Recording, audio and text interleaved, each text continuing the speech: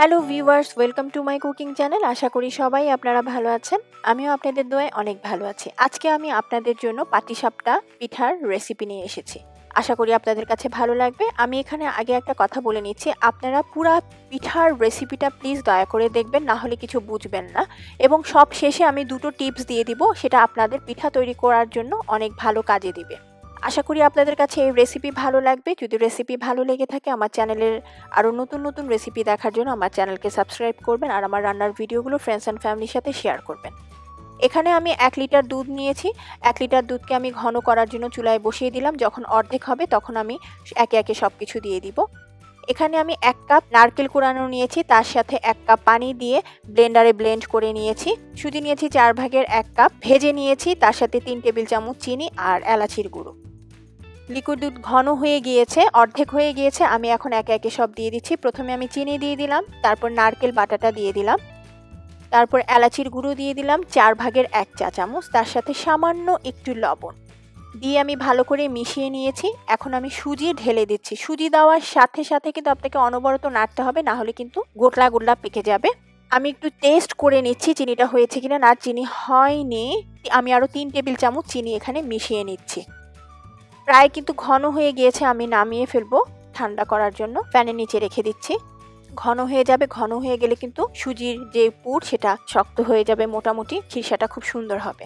এখানে আমি চালের গুঁড়ি নিয়েছি, ময়দা নিয়েছি, লবণ নিয়েছি এবং খেজুরের গুড়। দেখুন এখানে যতটুকু নিয়েছি ঠিক তার সাথে 2 টেবিল চামচ পানি দিয়ে আমি দেখুন ঠিক এরকম করে লিকুইড করে নিয়েছি। আমি প্রথমে একটা বলে 2 কাপ চালের গুঁড়ি দিয়ে নিচ্ছি, তার সাথে 1 কাপ ময়দা, খুবই সামান্য একটু লবণ আমি দিব এখানে 4 ভাগের 1 চা চামচ, তার সাথে আমি অর্ধেক গুড় আমি গুলিয়ে রেখেছি, সেই গোলানো গুড় আমি অর্ধেক দিয়ে দিচ্ছি।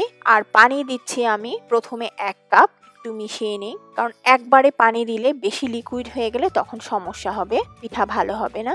আরও 1 কাপ পানি মিশাচ্ছি। এখানে মোটামুটি দেখে মনে হচ্ছে আমি যখন গোলাচ্ছি এখন পানি আরও লাগবে 2 কাপের মতো। প্রায় কিন্তু 3 কাপ পানি দিয়ে দিয়েছি। আমি একটু গুলিয়ে নিচ্ছি, শক্ত হয়ে গিয়েছে, এখানে আরও পানি লাগবে দেখা যাচ্ছে। তার আগে আমি একটু টেস্ট করে দেখি। না, মিষ্টিটা হয়নি। আমি যে গুড় আমি গুলিয়ে রেখেছি সেটা পুরাটাই আমি দিয়ে দিলাম এবং তার সাথে আমি আরও 1 কাপ পানি নিয়ে দিয়ে দিলাম। এখানে পুরো 1 কাপ পানি, লাস্টে 4 নাম্বার যে কাপের পানি, সে পানিটা আমি পুরাটা দিলাম না, তাহলে এই গোলাটা তৈরি করতে 4.25 কাপ পানি লাগছে। আমি এখন এই চালের গুঁড়ি যে গোলানো সেটা আমি 4 থেকে 5 ঘন্টার জন্য ঢেকে রেখে দিব, তারপর আমি পিঠা তৈরি করব। হয়ে গিয়েছে 4-5 ঘন্টা। আমি এখন পিঠা তৈরি করে দেখাচ্ছি। ঠিক 1 ডাব্বু চামচ, ডালের চামচ, ডাব্বু চামচ বা যে কোনো কিছু দিয়ে আপনি মেপে ওই আন্দাজে দিয়ে আপনাকে এরকম পিঠা তৈরি করতে হবে। দেখুন আমি একটু তেল দিয়ে ব্রাশ করে নিয়েছি, তারপর আমি পিঠাটা বানাচ্ছি।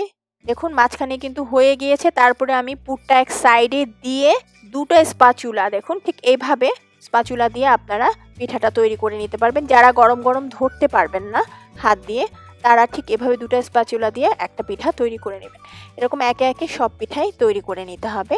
একটা হয়ে গিয়েছে, আমি আরেকটা তৈরি করে দেখাচ্ছি। আবার এই দেখুন খুবই সামান্য একটু তেল দিয়ে টিস্যু দিয়ে আমি মুছে নিচ্ছি। আমি আরেকটা দিয়ে দিলাম। এর মধ্যে আমি একটা কথা আপনাদের সাথে শেয়ার করি, সেটা হচ্ছে যে ফ্রাই প্যান যদি নতুন ফ্রাই প্যান হয় তাহলে কিন্তু পিঠা খুব দ্রুত উঠে যায় এবং তেলের পরিমাণটাও খুব কম লাগে এবং পিঠা ভাঙেও না। যদি পুরাতন ফ্রাই প্যান হয়ে থাকে সেই ক্ষেত্রে অবশ্যই মনে রাখবেন ফ্রাই প্যানের মধ্যে একটু তেল দিয়ে আগে ফ্রাই প্যানটাকে গরম করে সুন্দর করে টিস্যু দিয়ে মুছে তারপর পিঠা তৈরি করবেন, তাইলে দেখবেন কি আর নিচে লাগছে না। দেখুন হয়ে গিয়েছে, দেখতে কিন্তু দারুণ লাগছে পিঠা, খুবই সুন্দর লাগছে। দেখুন ঠিক মাঝখানে যেরকম ছিদ্রি ছিদ্রি হয়েছে। আমার মার বাড়িতে আমি যখন বেড়াতে যাই তখন আমাকে একদম লাকড়ি চুলাতেই পিঠা তৈরি করে খাওয়ায়, আমার তো খুব মজা লাগে। একদম এরকম হয়। আমি আমার মার কাছ থেকে বেশিরভাগ রান্না বান্না আমি শিখেছি, আমার খুব ভালো লাগে আমার মার রান্না। এখন আমি আপনাদের কাছে দুটো টিপস আমি আপনাদেরকে বলে দিচ্ছি, এটা আপনাদের পিঠার জন্য খুব খুব খুব বেশি উপকারে আসবে।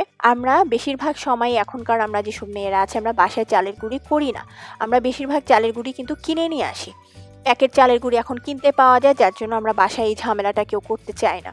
সো সেই জন্য চালের গুঁড়ি যে আমরা কিনে নিয়ে আসি সেটা কিন্তু একদম শুকনা চালের গুঁড়ি থাকে। সেই চালের গুঁড়ি দিয়ে যদি আপনি পিঠা বানাতে যান সেই পিঠা নষ্ট হয়ে যাবে, ভেঙে যাবে, হবে না ভালো, ভিতরে কাঁচা কাঁচা থাকবে। সেটার কারণ হচ্ছে একটাই, যে চালের গুঁড়ি একদম ড্রাই। সেই জন্য কি করতে হবে, সেই জন্য চালের গুঁড়ি আমরা যখনই পিঠা বানাবো তখনই আমরা চালের গুঁড়িটাকে মিনিমাম 4 থেকে 5 ঘন্টা ভিজিয়ে রাখতে হবে। যে কোনো পিঠাই আপনি বানান না কেন, আপনি ভাপা পিঠাও যদি তৈরি করেন সামান্য পানি দিয়ে তো সেই চালের গুঁড়িকে ভেজাতে হয়, ঠিক না? ঠিক সেরকম করে ভিজিয়ে রেখে আপনি 4 থেকে 5 ঘন্টা ভিজিয়ে কিন্তু রাখার পরে সেই পিঠা আপনি বানান, এক্সিলেন্ট পিঠা হবে। আর যদি একদম রেডি করা, ধরেন আপনি এখনই চালের গুঁড়ি করলেন, এখনই আপনি পিঠা বানান, সেই পিঠার ক্ষেত্রে কিন্তু বেশিক্ষণ ভিজিয়ে রাখতে হয় না, 10 থেকে 15 মিনিট ভিজিয়ে রাখলেই হবে।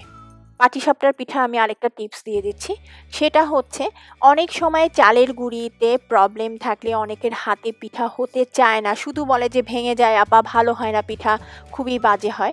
যদি এরকম হয়ে যায়, এখন এতগুলি চালের গুঁড়ির গোলা তো ফেলে দেওয়া যাবে না, সেই জন্য করবেন কি, সাথে সাথে একটা ডিম ভেঙে দিয়ে দিবেন। খুব ভালো করে ডিম ভেঙে দিয়ে মিশিয়ে নিয়ে তারপরে পিঠাটা তৈরি করেন, দারুণ একটা পিঠা হবে, আর আপনার পিঠা ভেঙে যাবে না। সো পিঠার গোলাটা তৈরি করা ফেলেও দিতে হবে না, জিনিসটা নষ্টও হলো না, সুন্দর মতো হবে পিঠা। আশা করি আপনাদের কাছে এই দুটো টিপস খুব ভালো লেগেছে। ভালো লাগলে আমার চ্যানেলকে সাবস্ক্রাইব করবেন। সবাই ভালো থাকবেন, ফ্যামিলির সবাইকে এই পিঠা তৈরি করে খাওয়াবেন। আশা করি ভালো লাগবে। কোনো কিছু জানার থাকলে অবশ্যই কমেন্ট সেকশনে জানাবেন, আমার জন্য দোয়া করবেন। সবাই ভালো থাকবেন। আল্লাহ হাফেজ।